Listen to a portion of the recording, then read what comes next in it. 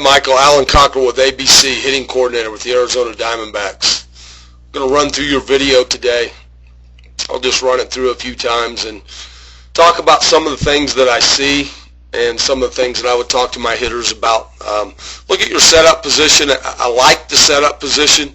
The one thing that I see into the load is just a little bit of sway back, and you know, right there to me, you look like you're back, and then you go back even more, and the telltale sign for me is when that back knee gets over the top of that back foot. That's kind of a tough position to get into as a hitter. There's a couple of things that can happen from that particular position. Number one, when we get on top of that leg or that knee gets over that foot, the tendency is to want to just spin on the back leg and not get any weight transfer. The other thing is you want to push forward and come up to get off that foot. I think what you do is your tendency is to spin just a little bit, so you know, so you can see right there your knee gets over that back foot, and we don't really get off it and get that weight transferring into the front leg like I'd like to see. So we'll just slow it down. I'll show you a little bit what I'm talking about and some of the things that it causes. But you know, right here, you know, we're in a position right here where we've got a lot more bend in the knee than we do in the knee, and we take it back even more, and that gets even more pronounced. See how this knee will get stacked over this back foot, and I understand you got a little bit inward turn with that back knee, and that's fine. But in the load, we want to try to keep the weight off the top of the leg.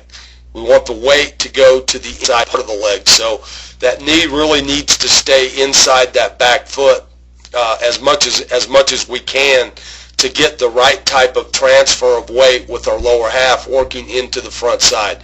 You know, right here again, I call this sway. We sway back, we get over or we get on top of that back leg instead of to the inside of that back leg. We don't want to load back.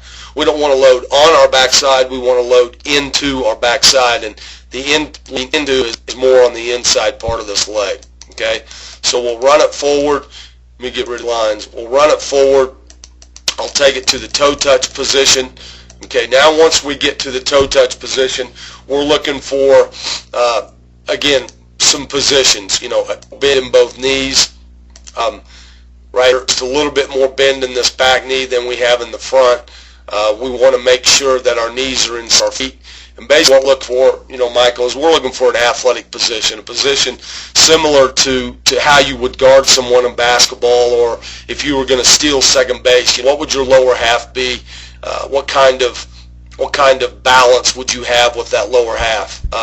The other thing that we look for is we want to make sure that these hips are nice and square. Okay, we want the hip square to hold weight.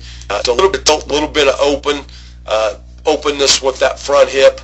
Okay, we want the shoulder nice and square. That looks pretty good. We want the hand height at shoulder height. We could have those a little bit higher, but like separation the hip, you know, we've got hands outside the torso and back behind the back knee. A little bit difficult angle for me to tell with this camera angle, but we want that head. We want directly over the belt buckle when we get to this position, and that's just a good attacking position. Another that I look for, and a lot of times, not a lot of times, this is directly related to what happens with the front hip. We want the front foot more open than 45 degrees, and you've got yours open at 67. So a lot of that had to do with sitting on that back leg, getting that knee over that back foot. So now as you start to put your foot down, we're not getting the proper weight transfer into the front side. So this foot opens up beyond 45 degrees, causes it to open up a little bit prematurely. So now our swing is going to follow that path. We're going to be very efficient on balls that are third and half of the plate. We're going to be a little more efficient with balls that are outer half or outer third. Breaking balls, change-ups, things like that, it's going to be tough to stay on these balls. Okay, so we'll take it into the swing. Now at this particular time, we want to drive this knee. We want to drive and transfer that weight to the inside part of this leg.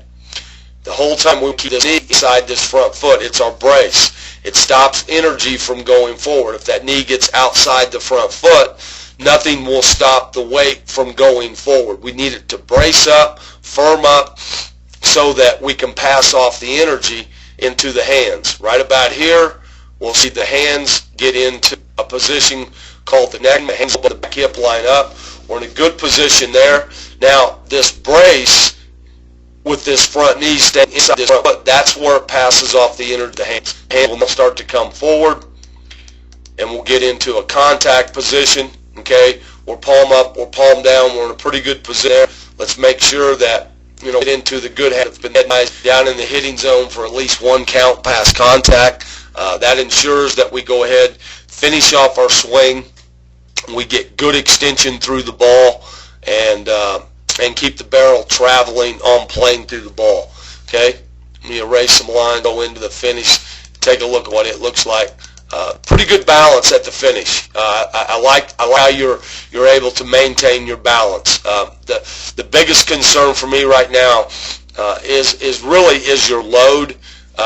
I think it's going to be difficult, and I don't know you, and I've never seen you play, but I would think handling the ball away, I would think staying on breaking balls and change-ups could become a challenge at times. So what I'd like to do is just set a tee out here on the outer third of the plate, and we're going to set it up even with or just inside that stride foot.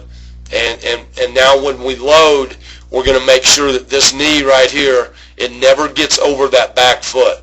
That knee stays inside that back foot, and all the weight will load to the inside part of that leg. And right there you could see, or I could see, that the weight was on top of your leg. We want to keep the weight on the inside part, and we're going to load into the backside, not onto the backside. So now when we get the foot down in the stride, when we get to this position right here, by loading into the backside, when that stride foot lands, we're going to be able to keep this foot more at a 45-degree angle, okay? And we're going to keep it right in here. Right here. That's going to keep your front hip underneath you. That's going to keep it from running open, and that's what's going to keep you on these balls out here, outer half, outer third, breaking balls and change-ups. It will not hurt you on the ball in, provided your load is early enough and slow enough, and we get to that position soon enough and give ourselves good pitch recognition. It will not hurt you on the ball in, and it's only going to help you on that pitch that's out there away from us. And that, the higher baseball that you play, probably as much as 70% of the pitches that we get to hit are going to be from this part of the plate right here out in the direction. That's going to be most of the hittable pitches that we get to hit. So it's really, really important to get that lower half in a position that's going to allow for weight transfer into the front side, so that those hands can stay through that ball, that barrel can stay through that ball past contact. So to contact here, that barrel in this direction. Best hitters I know in the game, Michael, work on the tee. In the batting cage, prior to batting practice on the field, their maintenance work, their routines are generally done off a tee, and the reason for that is because we can put the ball in the location at the height that we exactly want it. So this would be a drill that I would like to see you work on, practicing on getting your lower half into the positions that we talked about, and we're going to drive through this ball and hit a line drive through the right side of the cage. We spin off of it, two things could happen. My hands could drag. I could come miss this ball on the underneath side of the ball and pop it straight up into the cage, or I could kind of cast my hands out and around this ball, and I could roll over it to the left side of the cage.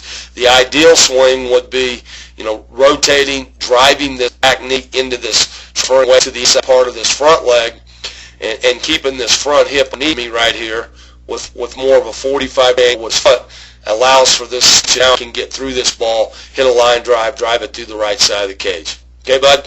Hey, practice this drill, and it's going to take probably 2 to 3 weeks to kind of change this muscle memory in this load, because this is probably something you've been doing for a long time. But you bang 50 balls a day for 2 or 3 weeks. We retool this muscle memory. This load becomes second nature to you. It's just going to put you in a better position to cover the entire plate. Okay, bud, thanks for coming to